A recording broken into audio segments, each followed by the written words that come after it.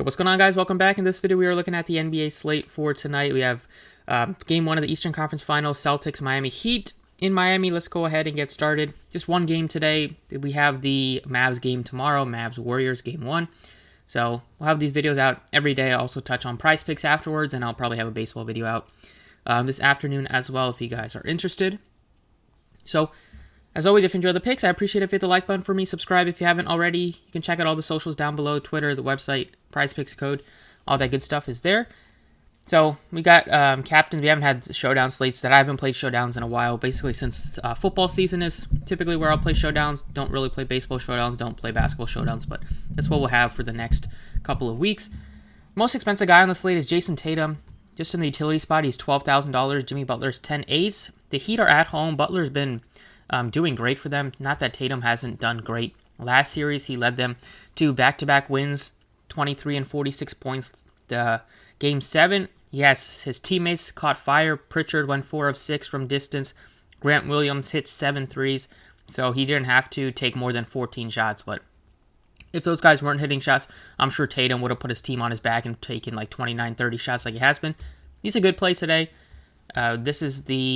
These teams have played multiple times during the regular season, with it being same conference, played about 2 or 3 games. Butler played in 2 out of the 3 games. He averaged about 30 fantasy points only, but different story right now. Butler's been on another level, and something we haven't seen out of Jimmy Butler all season is taking threes, and he's hit 2 threes in 3 straight games against the Sixers. Not only that, but he's actually taking threes, something that we haven't seen from him in a while. Like in the games that he's played against Boston, he took 7 threes, didn't make any of them, but recently, for some reason, he's actually hitting his shot a little bit from distance.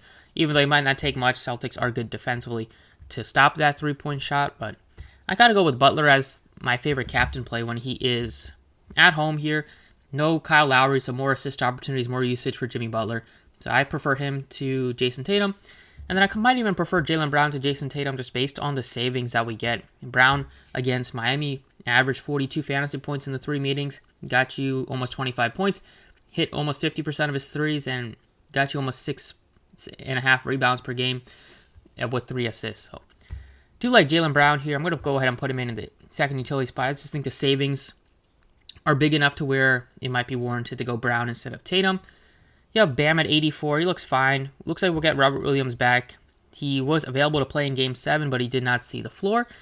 But in this one, the coach already said, Udoka already said that he's not on a minutes limit, and wouldn't be surprised if he's back in the starting lineup, so we'll see about that. I don't mind Bam. He wasn't great in the series against Philly, as you'd expect. Embiid has that tendency to kind of make the opposing center struggle a little bit just with the defense and just how much energy they have to exert slowing down Embiid on the offensive end. Horford is 8,000. I'll probably go Bam over Horford, especially now that Robert Williams should be back, and if he's starting, then that just makes him a little bit less appealing. We have Marcus Smart, 76. He's questionable. If he is in, then I do like him a good amount. He just shot 2 of 9. Of course, when we had him over 14.5 points, he just shot 2 of 9 last game, but almost had a triple-double. Fell 3 rebounds short. He's still going to take his shots and going to play good minutes here, just defending. Lots of opportunities for him to defend. Maybe Jimmy Butler at times. Probably will be defending Tyler Hero off the bench. You could see him on Oladipo at times. So he's always going to be out there for defense, and he can occasionally hit the ball, hit the shot, and he will be handling the ball a little bit with the assist, and he can get you some rebounds. So if he's in, I think he looks like a solid option. We have $400 difference between Tyler Hero and Victor Oladipo. It's now that Oladipo is back in the mix, it's taken a little bit away from Tyler Hero. Hero's struggling with the shot a little bit. We also have seen Oladipo be kind of like handling the ball a bit when he comes in off the bench, playing alongside Hero at times. Hero will get more minutes most of the time, but we can also see that if he's struggling with his shot a bit, he hasn't gotten you many assists recently, and the rebounds, except for a couple of games against Philly, they were down as well. So he had a really poor series. Expecting a bounce back at home, but I really don't mind going to Victor Oladipo instead. Both guys look like plays today, especially without Kyle Lowry. 54 for PJ Tucker is not something I feel, that's okay, but I'd rather probably get down to Robert Williams if he's going to be starting at only $4,800. And then cheaper than Robert Williams, you only have Gabe Vincent, who I do like, at 42. He starts at point guard. He can get you 25 to 30 minutes or so. Will probably play similar, if not more minutes than Oladipo most nights, even though Oladipo might give you more upside just with the usage. Might play similar minutes to more than Tyler Hero as well. It's a big price difference. So I like Gabe Vincent at 42. Pritchard had a great Game 7, but that's something I'm not going to count on, especially against Miami on the road Game 1. Before that, he wasn't playing many minutes, so I'll let some other people hope that he shoots 4 of 6 in 17 minutes, and he got some run in blowout time as well with the game being out of hand in the fourth. Let's see if we plug in Robert Williams here at 48. It leaves us with almost $8,000 left, so we can probably get up a little bit to like Smart here. We have $8,000 left. We could look to Al Horford. Is a good amount of Miami pieces, so other picks could be like getting to Oladipo here and maybe getting up a bit. We'll have 1,000 left, so we could plug in Bam here, and we'll see. Maybe instead of Oladipo, we could plug in Max Strus or something like that. So that's something viable. But those three, Butler, Brown, and Gabe Vincent, are the ones I really, really like. And then other picks I would mix in would be Oladipo, Tyler Hero. Don't mind Derek White, but I probably like Robert Williams if he's going to be starting for a couple hundred less. And we can also look at Marcus Smart if he's in. So that's kind of it for the DraftKings. These three, I don't really see myself going to any other captain than Jimmy Butler.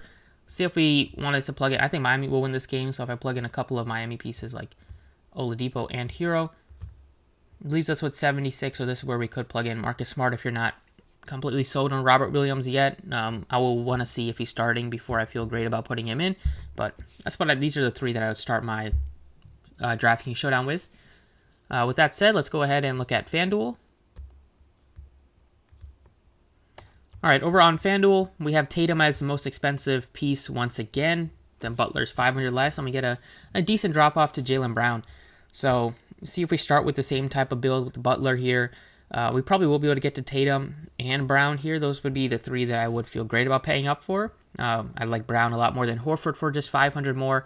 Bam is 1,000 less than Brown, but probably like Butler. I would definitely like Brown more. And if I was going to target anybody else in Miami, I looked at some of the cheaper options like Hero, Oladipo, Gabe Vincent. They're all way cheaper than Bam.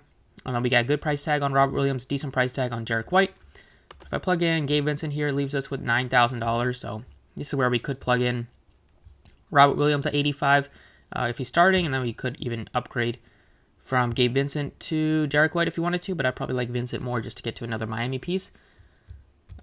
Another potential option would be going to like Oladipo here at 95, leaves us with 7,000 left. So in that range, actually we're kind of pretty much capped. Caleb Martin's the only guy down here that you can kind of count on to get some minutes. Nobody else I would trust. So probably want to be able to get to 95 for Oladipo, unless we wanted to not play Jaylen Brown here or not play Tatum. But let's see if we do Butler, Brown, and maybe like see if we do Marcus Smart instead. Leaves us with 10,200.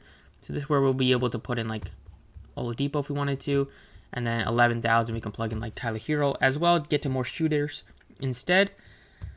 But I think I'll probably still stick with the Butler, Tatum, Brown trio to start. Like, it's going to be a close game. Both teams have played pretty... There's a couple of blowouts when they were played during the regular season, but in the playoffs, we've seen these have been a couple of the best teams in the Eastern Conference, why they're in the Eastern Conference Finals. And I expect these starters to play heavy minutes, so going with these three leaves us with 8,250. And then I don't mind going with the cheaper options here with like Robert Williams, Derek White, Gabe Vincent. Those would be the ones that I'd probably plug in if I was playing these three. And that's about it for the video. Just stay tuned to the Prize Picks plays if you're going to be playing that as well. I'll post that right after this. Thanks for watching. Best of luck tonight, and I'll see you all next time.